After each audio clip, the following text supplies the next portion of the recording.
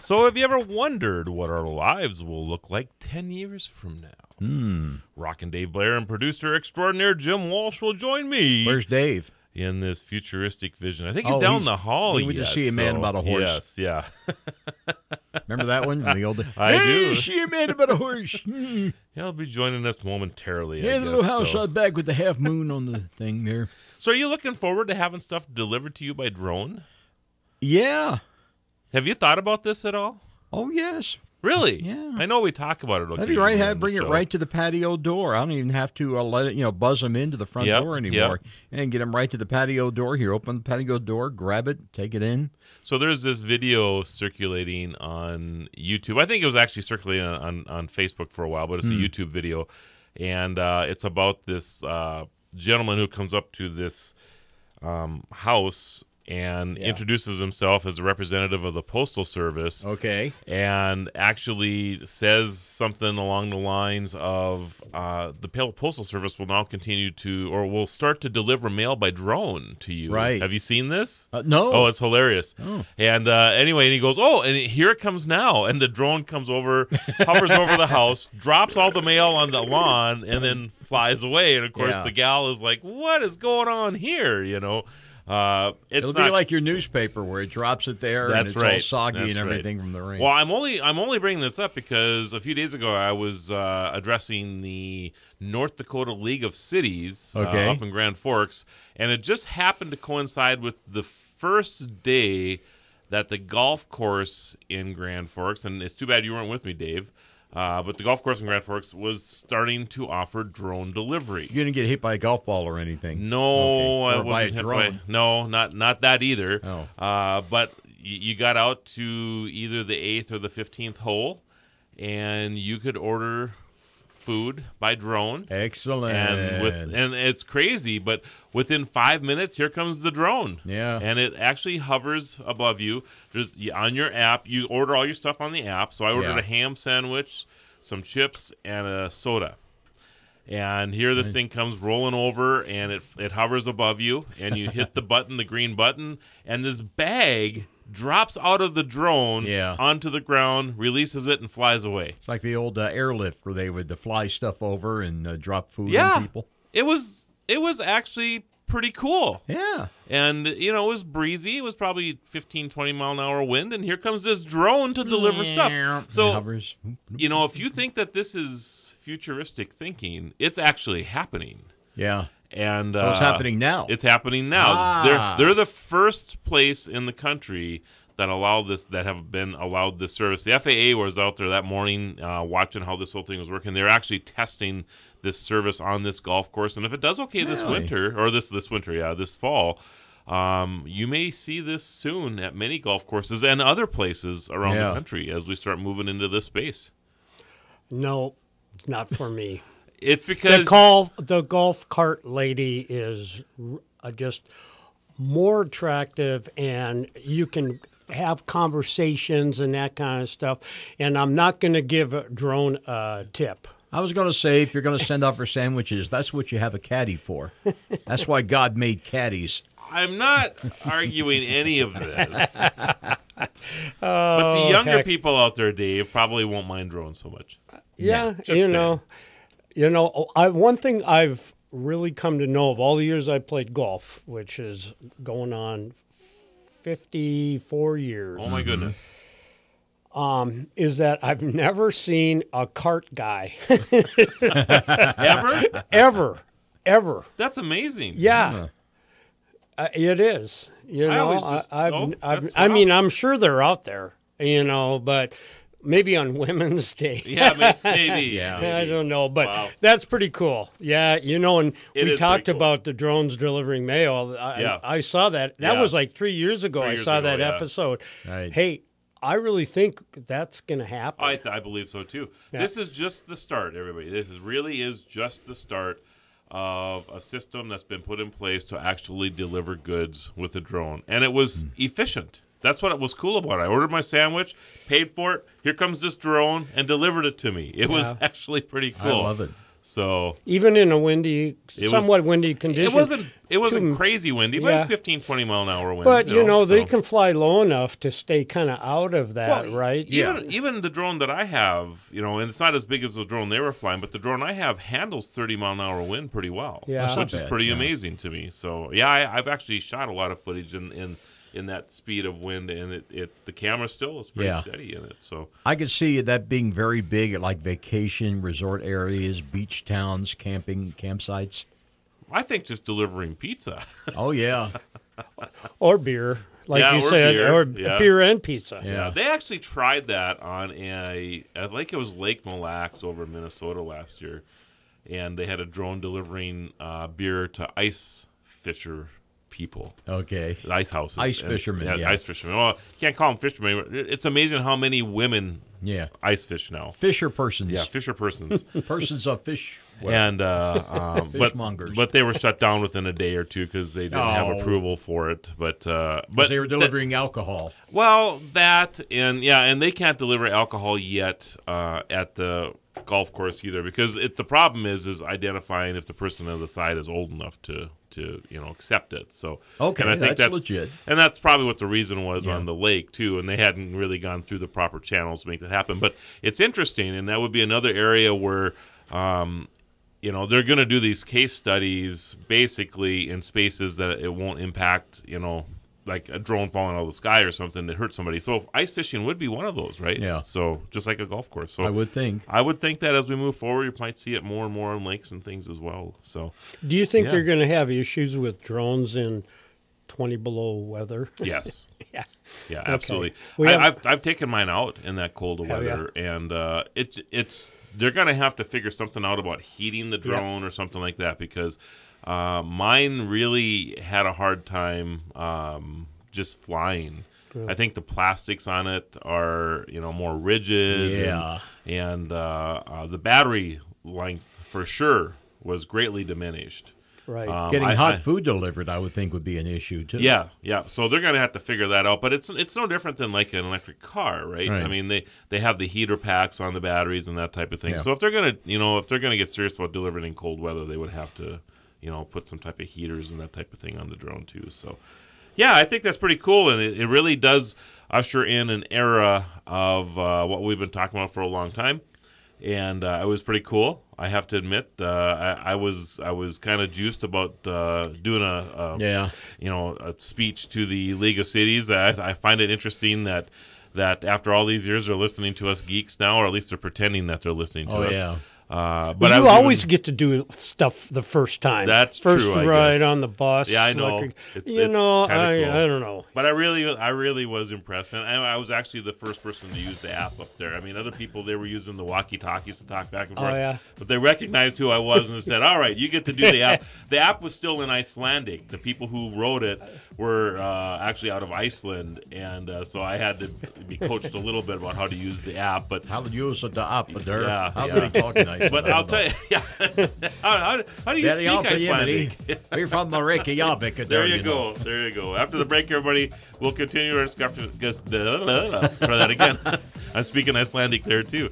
Our discussion on what things will look like 10 years from now. Currently, it's 47.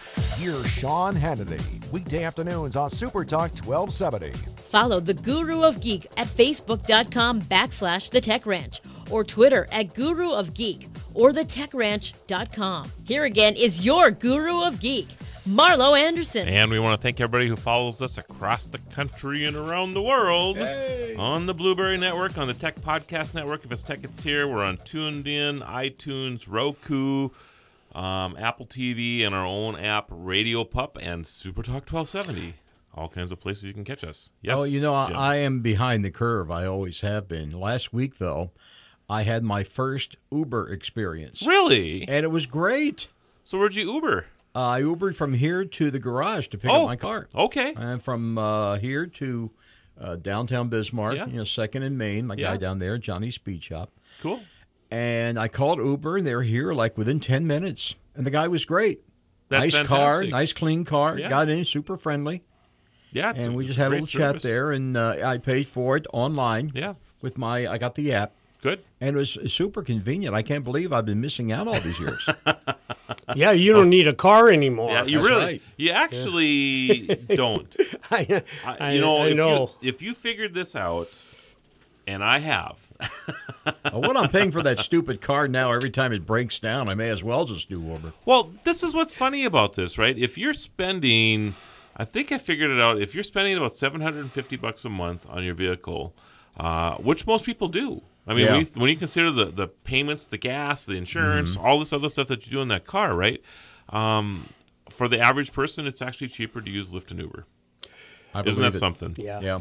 Well, a friend of mine just started being an Uber driver in Dallas. Okay. About a month ago. And no, maybe it's 2 months ago. And he said, Dave, it's amazing. He said, I'm making about $1,200 to $1,500 a week. Oh, my goodness. Whoa. Yeah. Wow. Yeah. Well, in a city that size, I imagine they would. Oh, Probably yeah. not He here said so it's just constant, Yeah. Well, I don't know, Jim. I don't know. I guess I think it just depends on how much you're willing to work. Yeah. That's what it boils down to. I mean, if he's working, that'd be great. And the thing is if you want to work the unusual shifts, right? That Which would 11, be what? like 11 to 2 a.m., right? And then the other one would be early in the morning because you'd catch. This is the challenge I've had with Uber and Lyft in our That's area. right up my alley, actually. Is that early morning because I actually like to take an Uber to the airport, and I think a lot of people do because our taxi service here is okay. I mean they do fine, but you got to call them and you got to wait and all this other stuff, right? Uber, you just dial up on their thing, So I end up usually either taking Uber, Lyft, or driving. Well, the problem is early in the morning there aren't a lot of drivers available at that time. So if you are willing to take those unusual shifts, you would be busy. I'm just telling you. Right. And it's amazing to me how many people that I have visited with over the last couple of years that have made Uber and Lyft their full-time gig. Yep. Because they make good money. Well, and the thing is, with the college students, you see that a lot. Yep. Depending on their schedules, they can just work around that, because it's really up to them. It is. Their shifts that they want to take. You need a second part-time. You need a part-time job to make a few extra dollars over the holidays or whatever. But Jim, I'm going to tell you, if you become an Uber driver, I'm not driving in your car. Oh, not my car. No. You're going to have to go get a new car or something. I can't do Uber because I have an old car. Oh, yeah, I know. You could take Marlo's Jeep. Okay. Okay.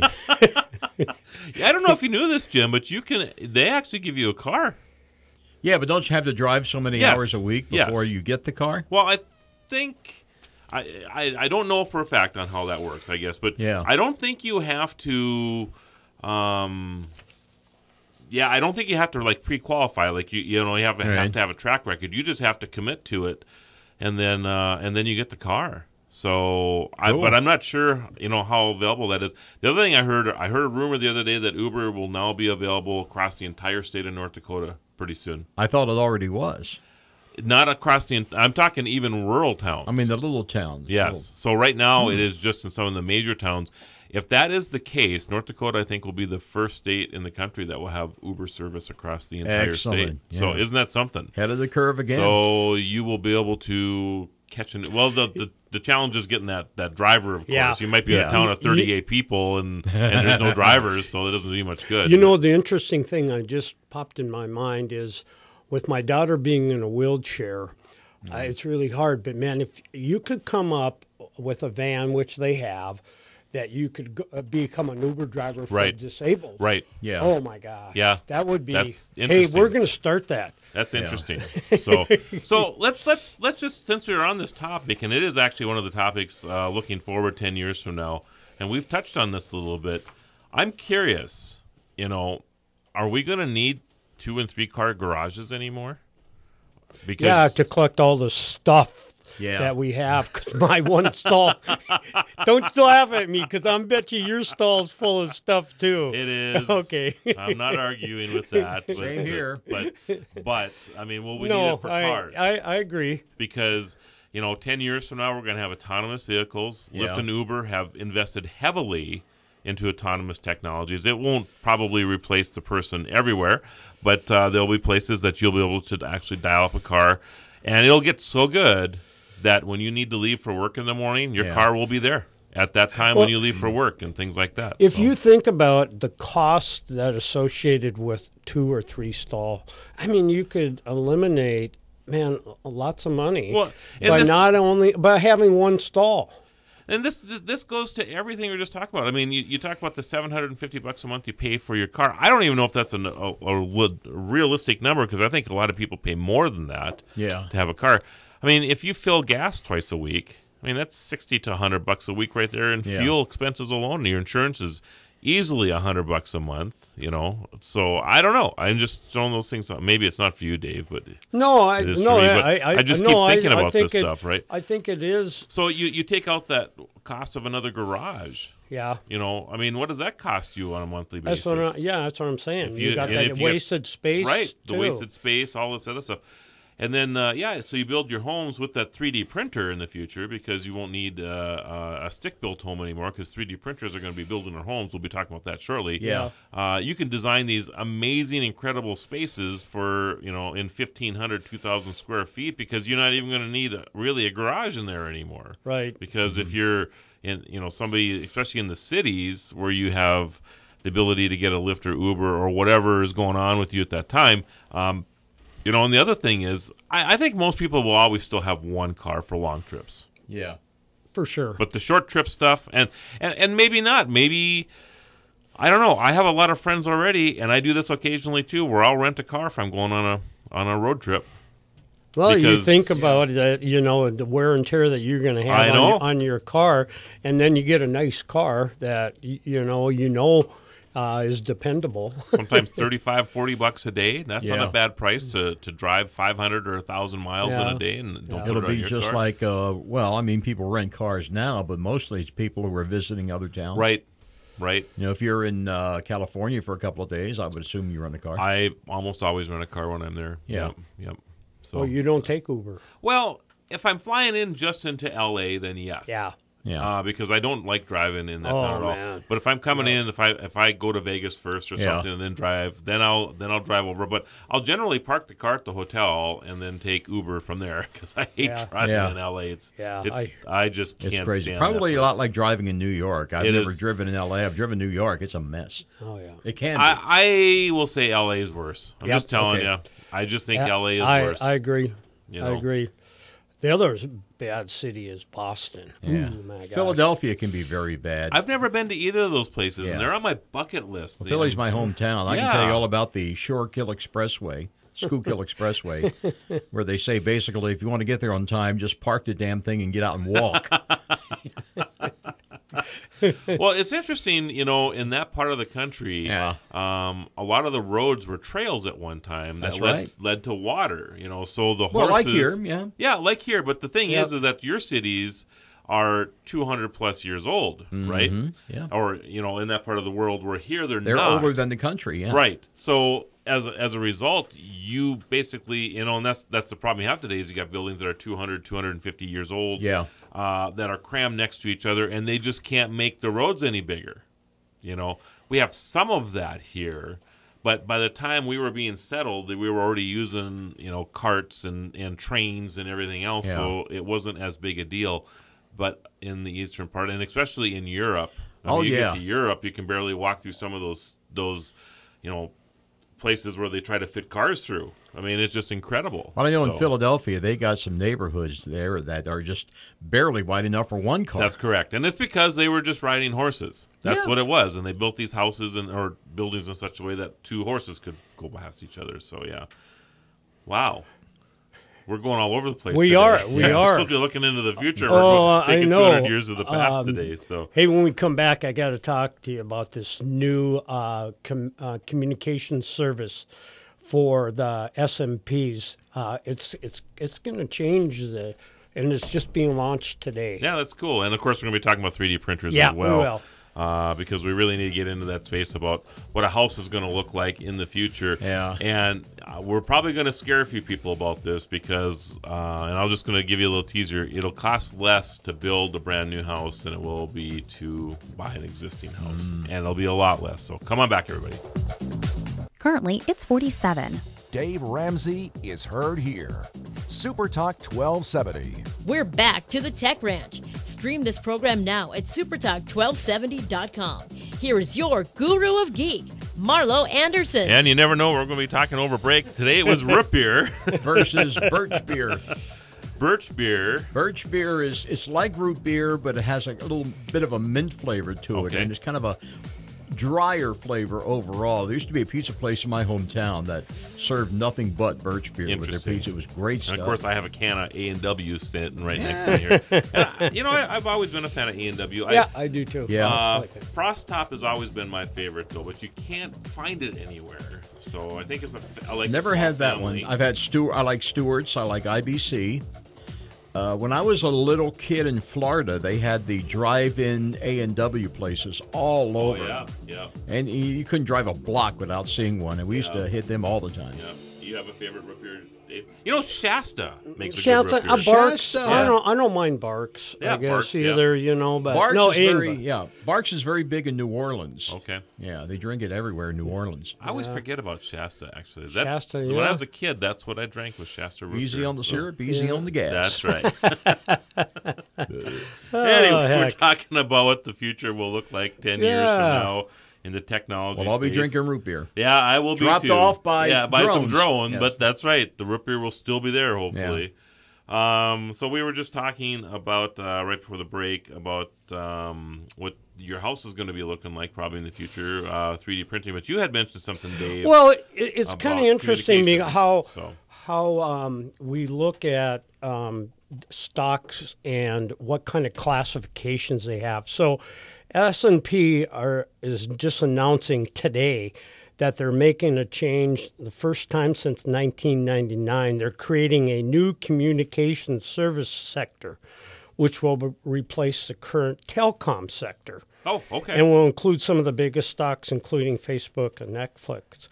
So since 1999, there hasn't been any changes to this. And, what's really going to make a difference, I think, is that the classifications that these companies use and as us as investors too, into different sectors. But, like Apple is the world's most valuable company, and it makes most of its money by selling iPhones, right? Mm-hmm. But over time, these categories have become more fluid for other tech companies like Verizon. And I didn't realize this, but Verizon just acquired a media outlet called Oath. Okay. And so you're going to see the telecom industry and the communication industry changing a lot, especially since there's going to be this new classification. Netflix are going to be recategorized as well. So, I think there'll be more information, but how are these? It's going to affect the stock market quite a bit too. Interesting. Now. So anyway, we'll see how that plays out. Okay. So anyway, they just announced it today. Okay. So I want a 3D house. Yes. And I can design it any way I want. That's what's interesting is that, whatever you can conjure up in your head, Yep. you can probably, and if you can put it on a computer screen or tell somebody to draw it out for you, you can probably create this house now. Yeah. Isn't that something?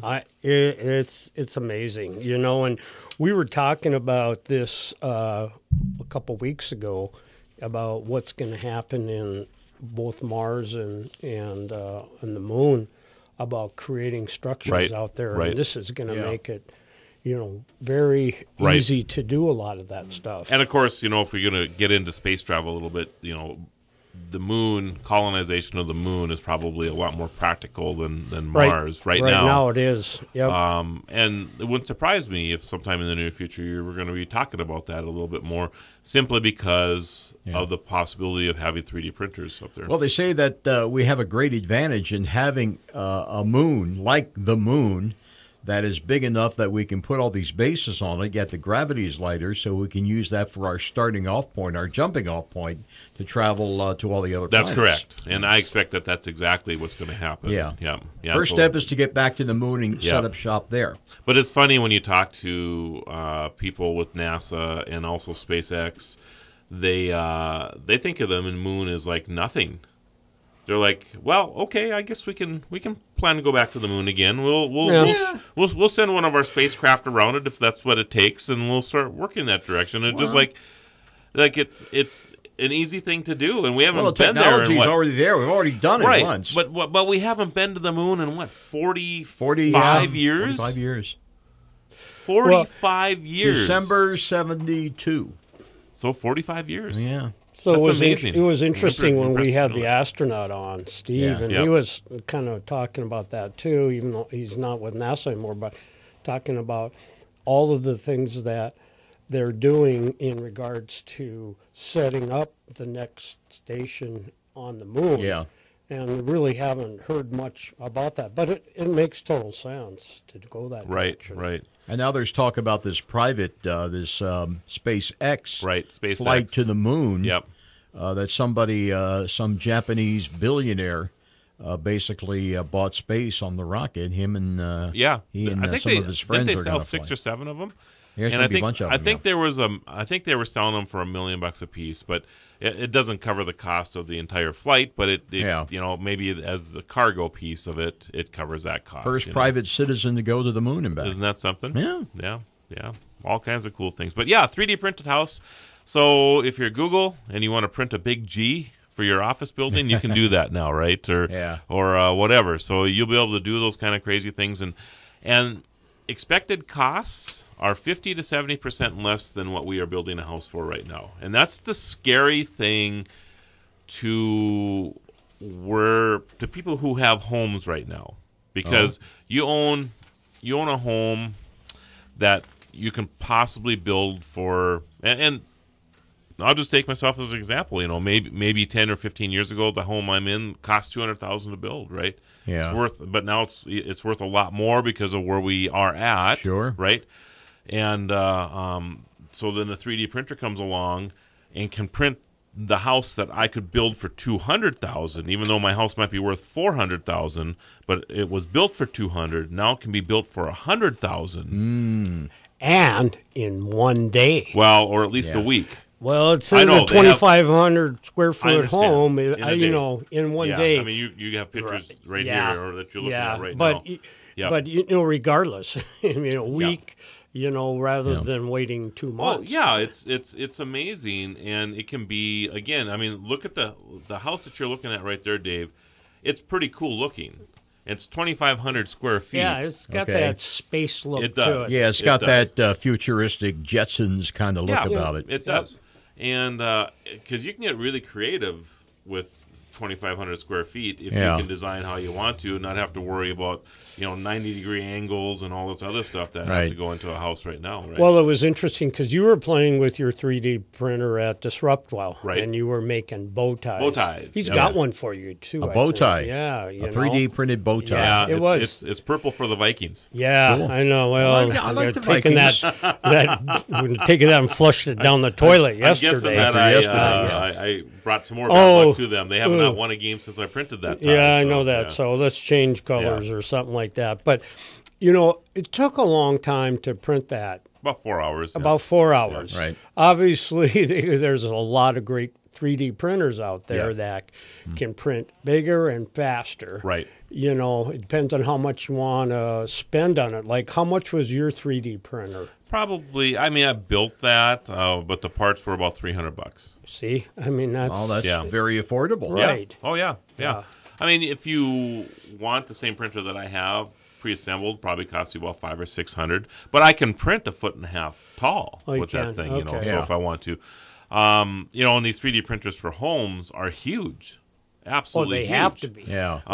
They're basically on a scaffolding type of system that runs this, and then it's a concrete that is laying down with a polymer in it that just keeps running over and over and over and over again. So, and these newer ones that they're making right now actually premix the concrete and everything. So you just dump the bags of concrete on the one side, you got a water source on the other, so it just continues to mix the concrete as it needs it and puts it out. It's pretty amazing. Now, what are the logistics of that? I mean, is it like in a truck and you drive the truck out to the site where you're going to build the house? That's exactly right, Jim. There you go, okay. Well, you're thinking 10 years in the future. So the whole thing is on a truck. Yep, and then here come your supplies, which is basically cement and water. And it brings out, I would assume it prints out the parts, And then it's just like basically like an Amish barn raising where you just take the parts and put everything Nope. together. No? No. Well, No? They have some that are like that. Okay. But the true 3D printed homes start and they put a foundation down. Yeah. Okay. And then they just continue to roll over the top and over the top and over the top. And then if you need to take it off to the side a little bit, it'll build the cement up to go that way and over this way. And it's Almost like you got Cool Whip and you're putting topping. That's exactly. On It's a great analogy. A bowl of pudding or something. That's exactly Wow. how this is. And it just keeps doing that over and over and over and over again. And then if it needs a space to put a window in, it just doesn't print in that space. Then the carpenter comes in tomorrow and slaps the window in there and puts the door in over here. But it looks like a house. You looked at a picture. Yeah. You tell me, does that look like a house? Yeah, when I was a kid, I remember we had these little weekly newspapers, our weekly reader, our weekly messenger, whatever. And I remember a picture of what a house of the future was supposed to look like. And it was a house made out of foam. Okay. It was like somebody took a giant can of Crazy Foam and started spraying it out. But it's not going to look like that. It's going to look like an actual building. It can be whatever you want it to be. That's the thing about this. Okay. Whatever you can envision. But they're making homes, 750 square foot homes with this one 3D printer for $10,000. $10,000. Which is also very affordable. I mean, that's... But you got to remember one thing: it's not finished on the inside.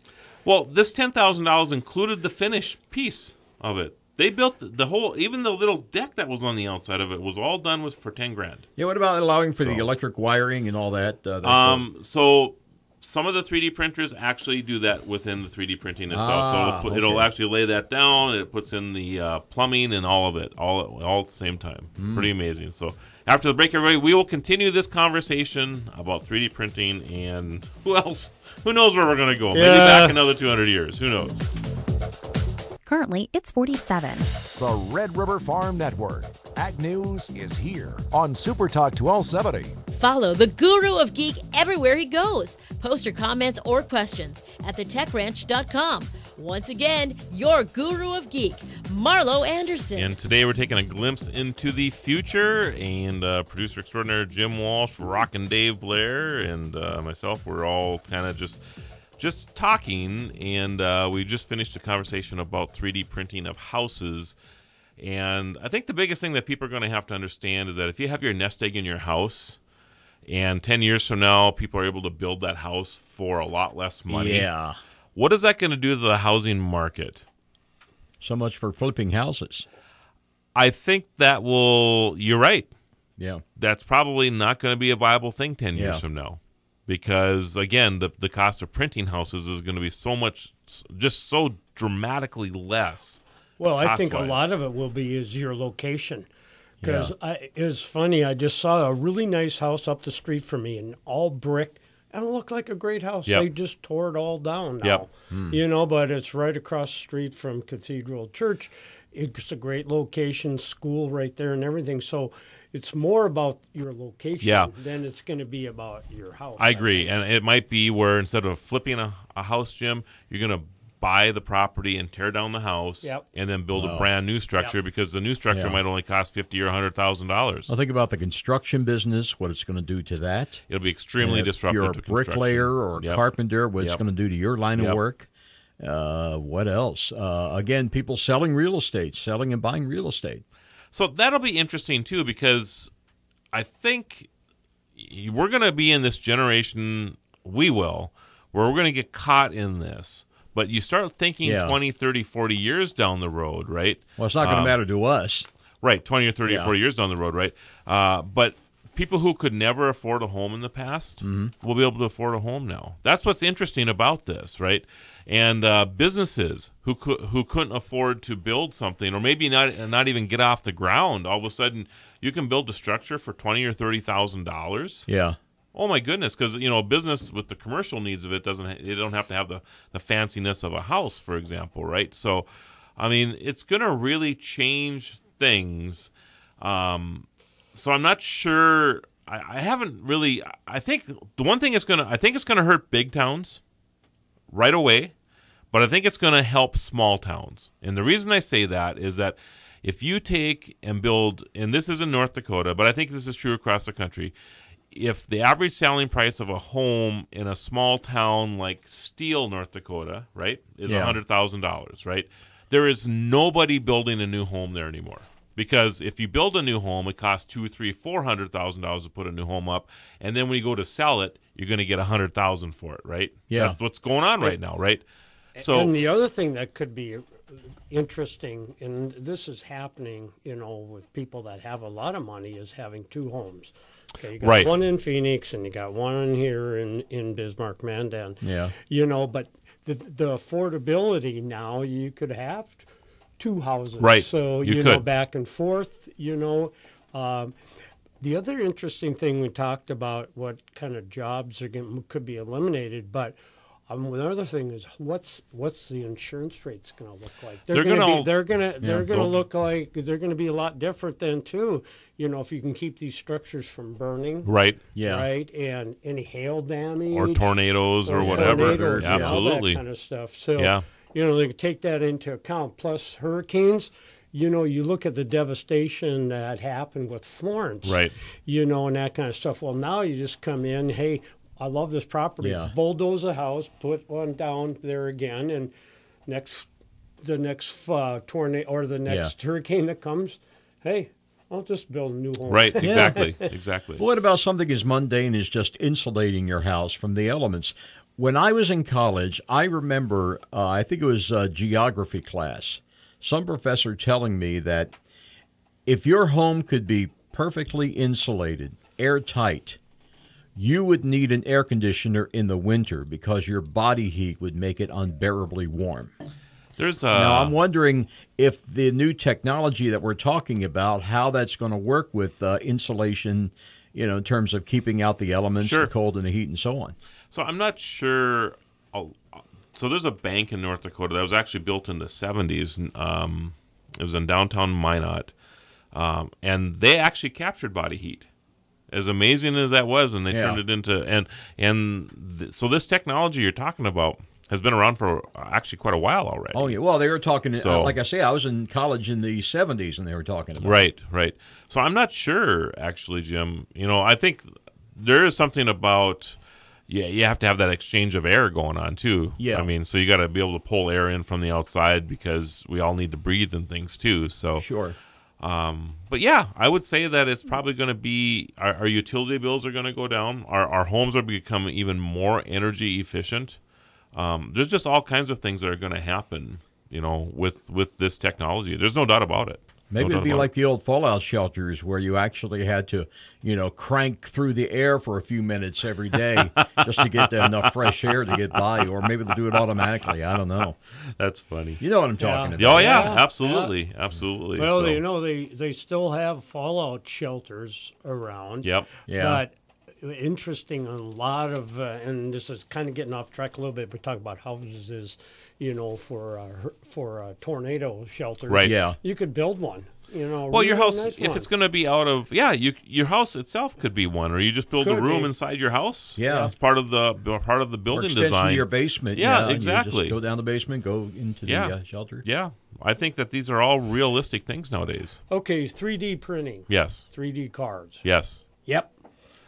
Yes. Jim needs one. Yeah, boy, do I ever need one. I know that. Yeah, so I think the car of the future will be that you buy a chassis or whatever you want to say, right? Right. And then if you get tired of what the outside looks like, you're just going to actually order it, and they'll print it, and they'll throw it, because your chassis is going to be an electric car.